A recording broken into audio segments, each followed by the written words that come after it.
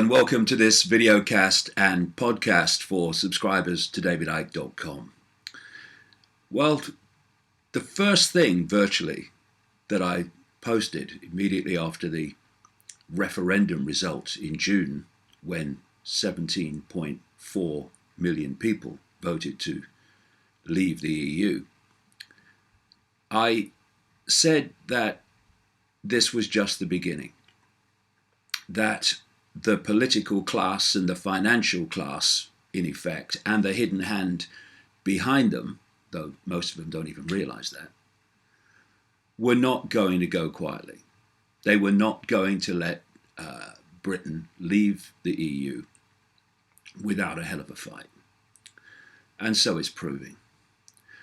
But there are some good things to this and the events of this week. And that is that it is beginning to dawn on ever more people that there is a conspiracy for the few to control and dictate to the many. I've been pointing this out and providing fine detail for over a quarter of a century, taken endless ridicule and dismissal as a result, and untold abuse.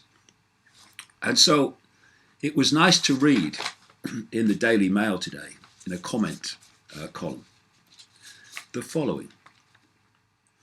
The truth is that this judgment, which I'll come to shortly to throw a spanner in the works of Brexit, plays with fire, fanning the feeling, not just in Britain and Europe, but also among Donald Trump's supporters in America, that Western public life is becoming a conspiracy. The word is being used in the mainstream. I thought they were only theories. Is becoming a conspiracy of tightly knit, self-serving establishment elites against the public. Well, the only thing wrong with that is it's not becoming. It always has been. The fact is that it's now becoming so blatant that it's becoming more and more obvious to everyone. Well, everyone with a brain on active duty. And what that judgment is referring to there is a legal challenge this week to the British government's right to trigger something called Article 50, to start the process of withdrawing Britain legally from the web of deceit, mendacity, and manipulation that we call the European Union. 17.4 million people voted to leave the EU in June. That is the biggest vote for a political party or a proposition in British history. And the British Parliament voted to have that referendum by a margin of 6-1. Why? Because although there is a very significant majority of people in Parliament, in both the House of Commons, the elected and the unelected House of Lords, in favour of staying in the EU, they pretty much convinced themselves that having a referendum would not be a problem because, of course, the great unwashed would just vote to stay in. Well, we didn't. And that provided this massive shock to the political establishment. Now, having given the public a referendum to decide whether to stay in the EU, and then having them vote in such massive numbers to come out, it is simply the government's job now to do the will of the people and to trigger Article 50 and start the process. Apparently it's going to take about 2 years to get Britain out of the stranglehold of the EU, to take back power to make our own laws, to not be dictated to by unelected dark suit bureaucrats in Brussels that no one's ever heard of. But, like I say, it was never going to be easy, because the political class that thinks it's all-knowing, when it is deeply ignorant, those who are not among the few who are knowingly manipulating events, they are awash with ignorance, with mendacity, and with the arrogance that they know best, and therefore the will of the people doesn't really matter. Unless, of course, it corresponds with what they think is what should be done, and then, they're all for democracy then. The British Prime Minister, Theresa May, at least in the words she spoke, was committed to triggering Article 50 early next year. Brexit means Brexit, she said. The will of the people must be followed, adhered to, respected. But this week, there was a legal challenge in the High Court in London, led by a millionaire City of London fund manager called Gina Miller, and a few others I'll come to block the triggering by the government of Article 50 without a vote in Parliament. And of course, what Ms. Miller said, that she was doing this to protect parliamentary democracy.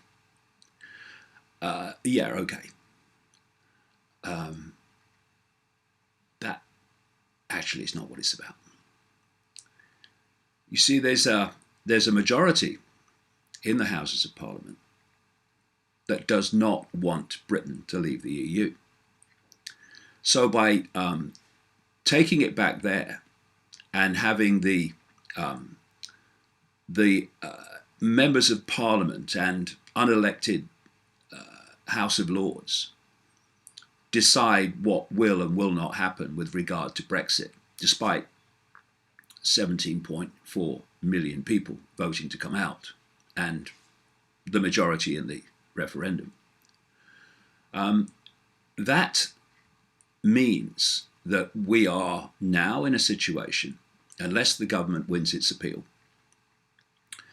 where a majority of members of Parliament who want to stay in the EU now have enormous control over where Brexit goes from here.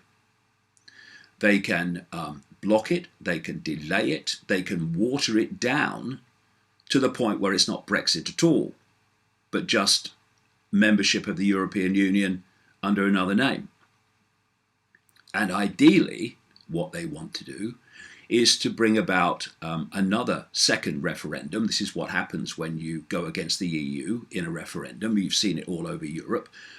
They then have another referendum and they overturn the result of the first referendum, which they didn't like. And so now the will of the people in the referendum is now being usurped by Parliament and members of Parliament. And it is a situation that is frankly outrageous, disgusting, despicable, but in some ways a positive thing, because it is showing people in their face that the financial and political class couldn't give a damn about what they want, Because this country, like every other country, is not run for the people. It's run for the political and financial classes, and like I keep saying, the hidden hand networks that work through those classes. So we're asked to believe by this Gina Miller, who is a city fund manager and married to a city slicker who's even got a well-known nickname in the city as Mr. Hedge Fund. And they apparently run an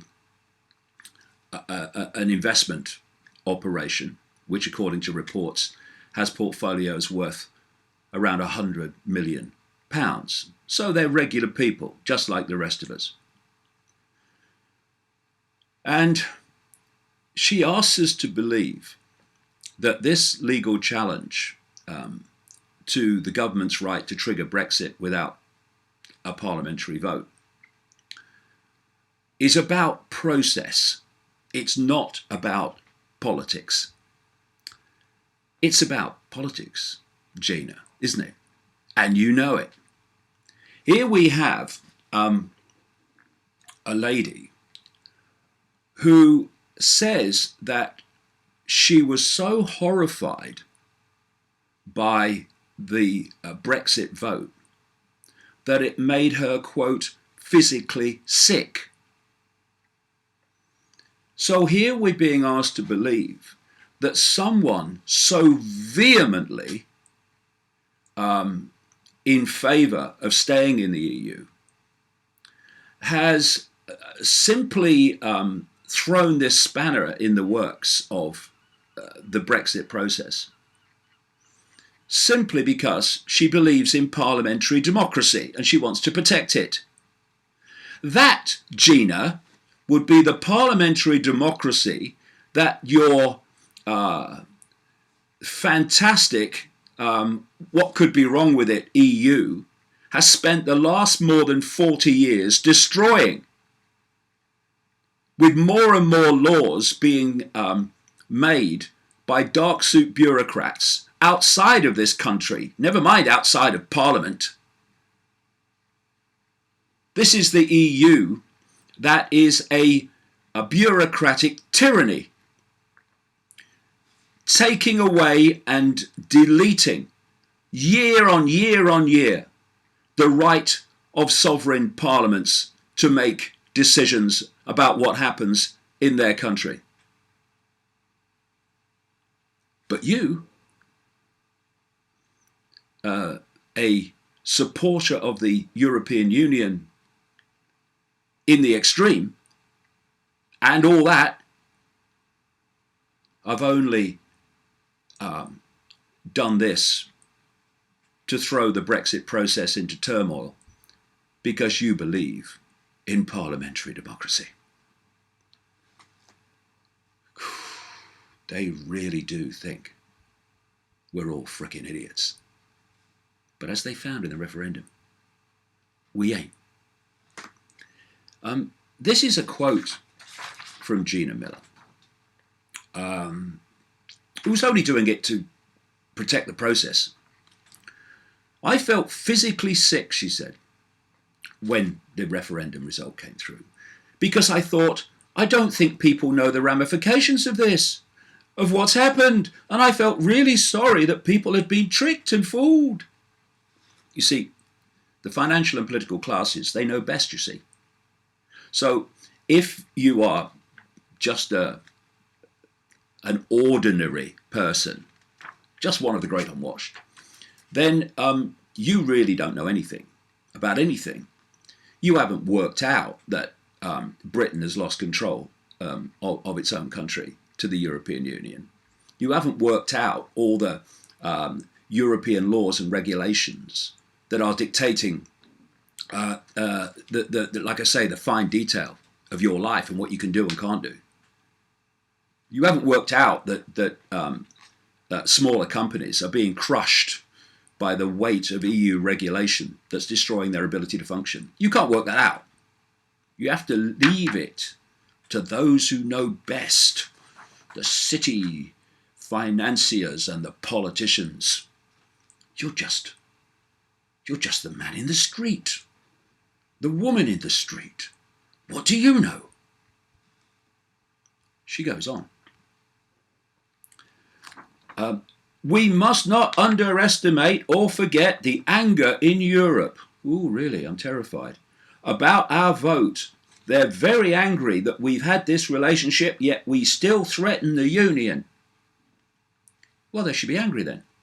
Actually, there's a vast number of people in other European countries that want to do the same that Britain did and vote to come out. They're just not being given the chance because the political class that knows best is terrified that they might do the same. It's extraordinary.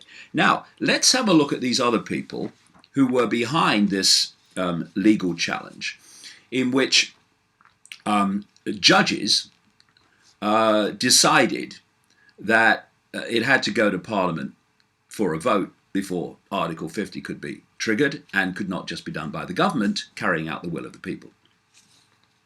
The organisation behind this, or one of them, is called People's Challenge. Who are these people? It was set up in the summer by a guy called Graham Pigney, a British expatriate. He now lives in France. And Paul Cartwright, who is a Gibraltar national and works as an environmental officer for the Gibraltar government. Was Gibraltar in England or Scotland or Wales, Northern Ireland the last time you I don't believe it was. Mr. Pigney, originally from Fareham in Hampshire, is a semi-retired man and has lived in a wine-growing region of Carcassonne for 19 years. So one of the people behind this doesn't even live in the country and has lived in France for 19 years.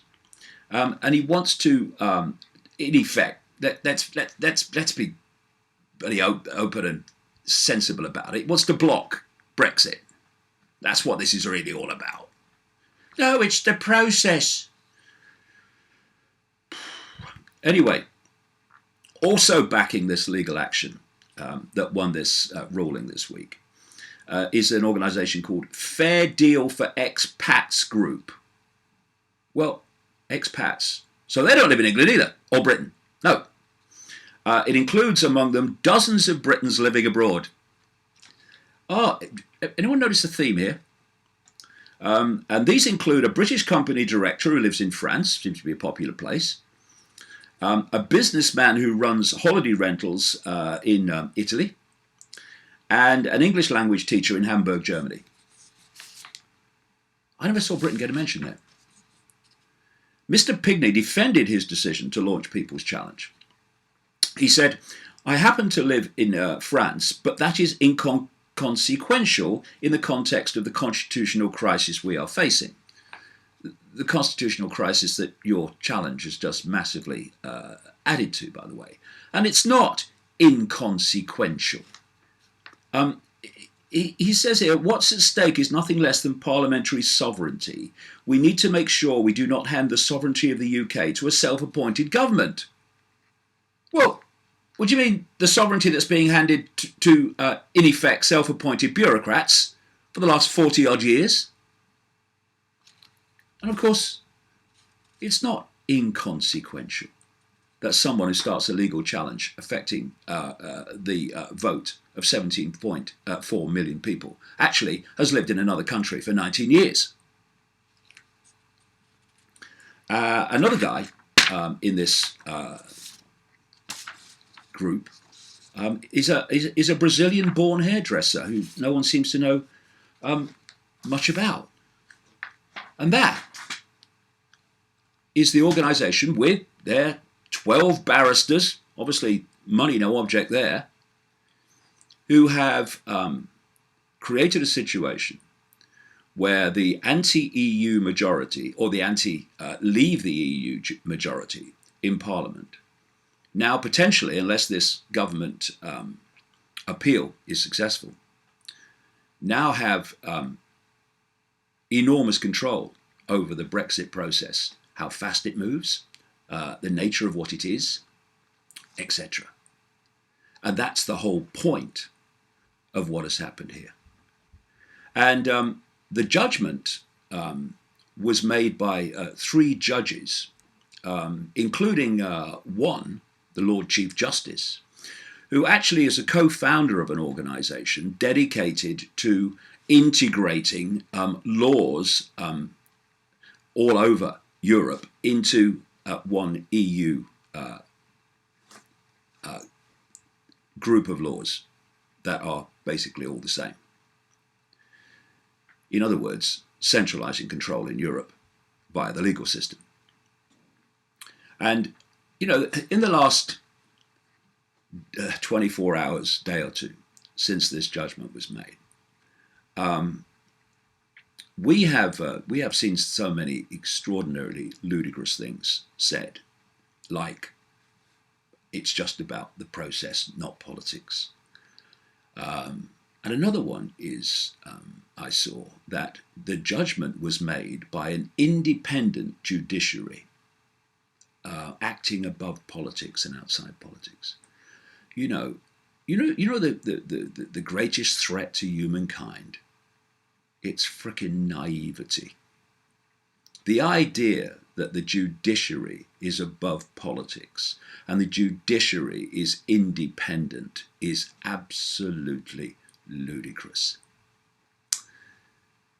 Like I say, what it's really about is blocking Brexit or watering it down to the point where it ain't Brexit at all. And that's beyond all the bullshit. That's exactly what this is about. And it's sickening to me anyway to see this group who call themselves progressives, word that came out of America, basically those of the left and Greens and all these people call themselves liberals, to see them lining up alongside and cheering when they came out of the High Court, the city millionaires, and lining up alongside the financial and political class in demanding, in effect, that the will of the people is not adhered to and we stay in the EU.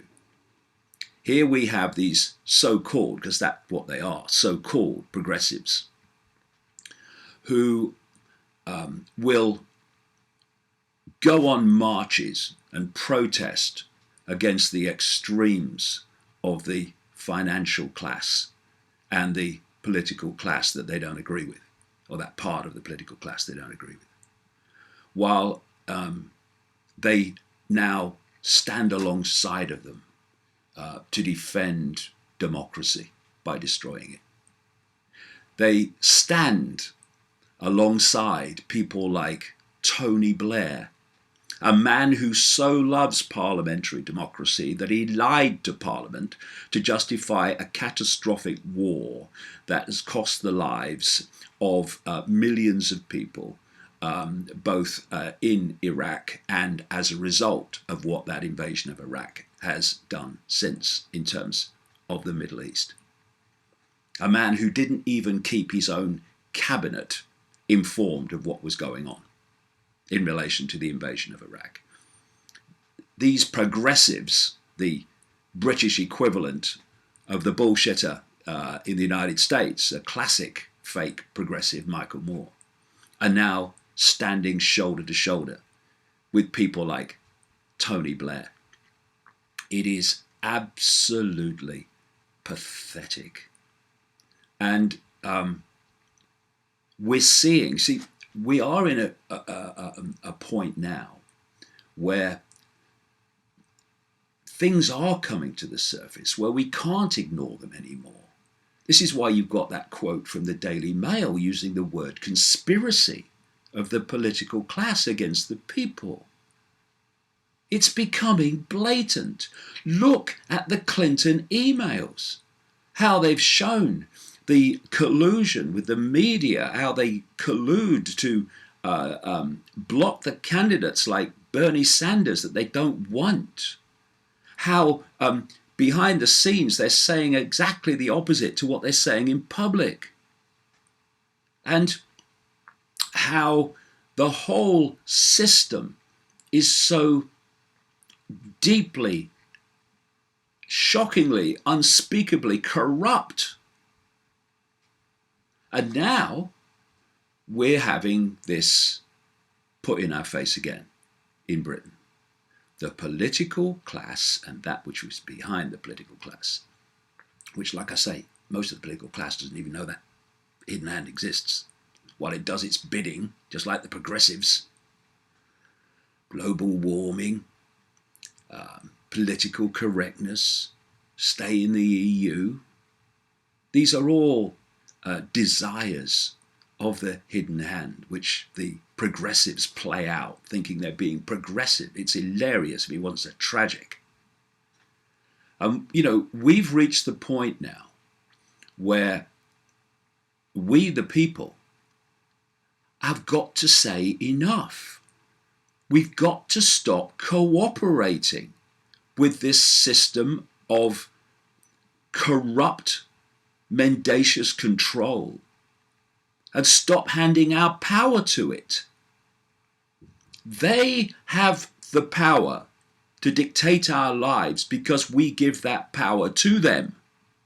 How can their number dictate to millions of people, globally billions of people?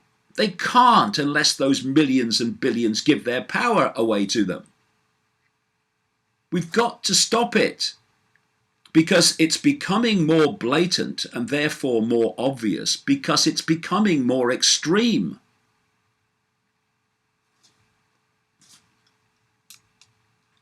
And the naivety of people, like I say, is extraordinary, as we're seeing this week. I saw this post. It's just an example of endless ones on social media just after this judgment was made, from a guy called Martin Cuff, whoever he is. One day we'll thank Gina Miller for saving the entire notion of British parliamentary democracy, he says. The British parliamentary democracy and sovereignty that has been systematically destroyed by the EU, which this lady clearly is desperate for us to stay in. And just before this vote, I read this story. It's about a guy called David Attenborough, famous filmmaker on nature. And he's part of the BBC establishment, which is very pro-EU, which is part of the political establishment, the financial establishment. They're just dumb masks on the same face. And this is what the story said. David Attenborough risked enraging millions by claiming the public is not wise enough to have been given a say on Brexit. Note that theme. The public is not wise enough. We're the political classes. Only we know what's best. Could have been Gina Miller. The TV naturalist said the vote from 17.4 million British citizens to leave the EU had created a mess. Actually, it wasn't. But it's more of one now. Thanks to the political class. And argued that the decision should have been left to MPs to vote on our behalf. Oh, David. I must send him the link to Naivety Anonymous. These were the people that voted to have a war in Iraq. These are the people that have made catastrophic decisions in relation to giving power away to the EU, that have made catastrophic decisions right across the board that have damaged life in Britain. Critics accuse the 90-year-old of being elitist. No, never, surely. and failing to recognize what the people want. But that doesn't matter. You're the great unwashed. You just do what we say. Pat you on the head when you agree with us. Smack you on the head when you don't. Referring to Donald Trump's rise in the US, Sir David said, "There's confusion, isn't there?" Well, I suspect that David Attenborough is rather often confused myself. There's confusion, isn't there, between populism and parliamentary democracy. I mean, that's why we're in the mess we are with Brexit, is it not? No. Do we really want to live by this kind of referendum? When it's fundamental to people's lives, yes. And he added, what we mean by parliamentary democracy is surely that we find someone we respect. Well, that's going to be bloody hard when it comes to MPs, isn't it? That we find someone that we respect, that we think is probably wiser than we are. Well, that's even more difficult. What's the man talking about? But this is the mindset of the political, financial, and media establishment. We think is probably wiser than we are, who is prepared to take the responsibility of pondering difficult things and then trust him or her to vote on our behalf.